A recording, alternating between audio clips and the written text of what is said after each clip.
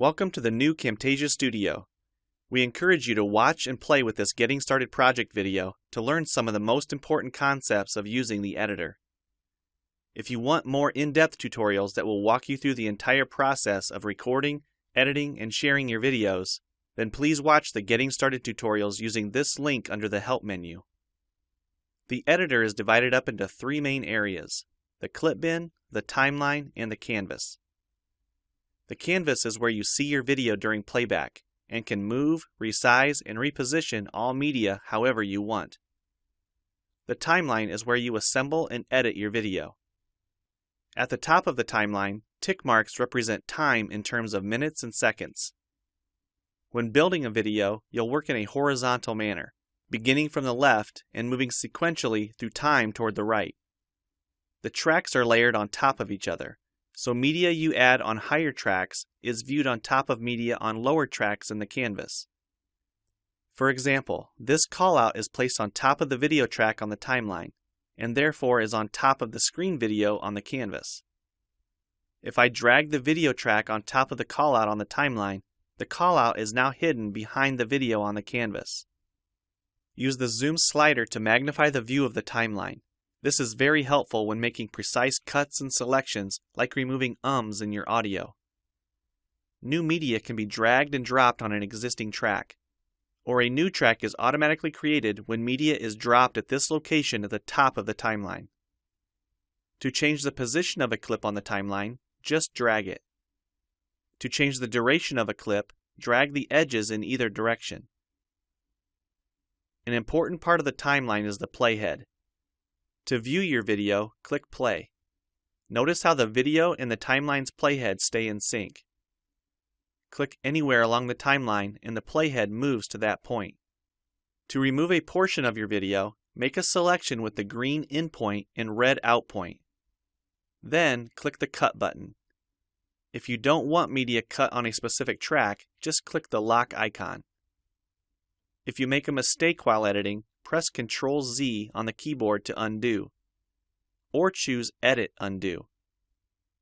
Double-click the playhead to deselect. Next, we'll look at the clip bin and the library.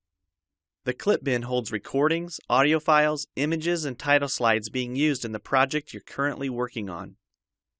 The library stores video clips, intros, callouts, title slides, and other media assets you want to use from project to project.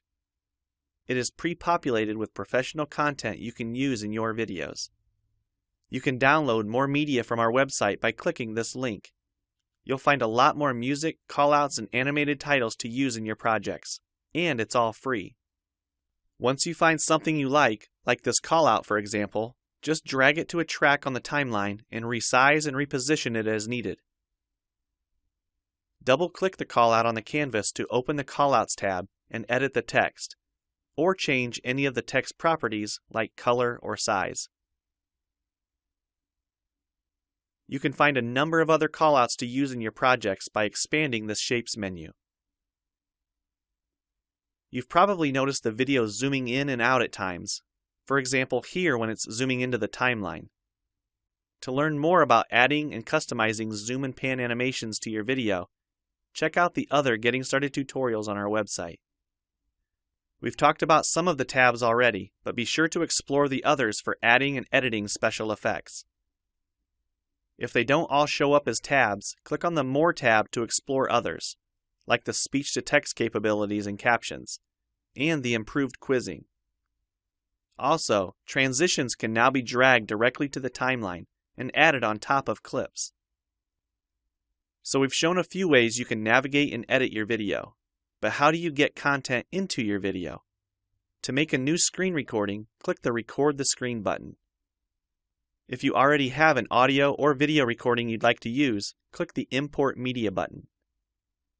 When you're done with your video project, you'll need to click the Produce and Share button to create a shareable video. Expand this menu to see a variety of presets. We have a new video player that plays back your MP4 video and includes other interactive features like table of contents, closed captions, quizzes, and even hotspots. These features are available when hosting your video on TechSmithScreencast.com or the video and player on your own web server. This player provides playback on multiple devices with just one video, whether it's a phone, tablet, laptop, or desktop computer. Well, it's time for you to try Camtasia Studio for yourself using the content on the timeline, or better yet, create your own. We have lots of free tutorials on our website, and I recommend you begin with the Getting Started series. Also, the help file inside Camtasia Studio tells you how to use each of the Camtasia Studio features and applications. One last thing, if you ever want to open this Getting Started project again to view or practice with, use this link here. Thanks for watching, and we hope you enjoy Camtasia Studio.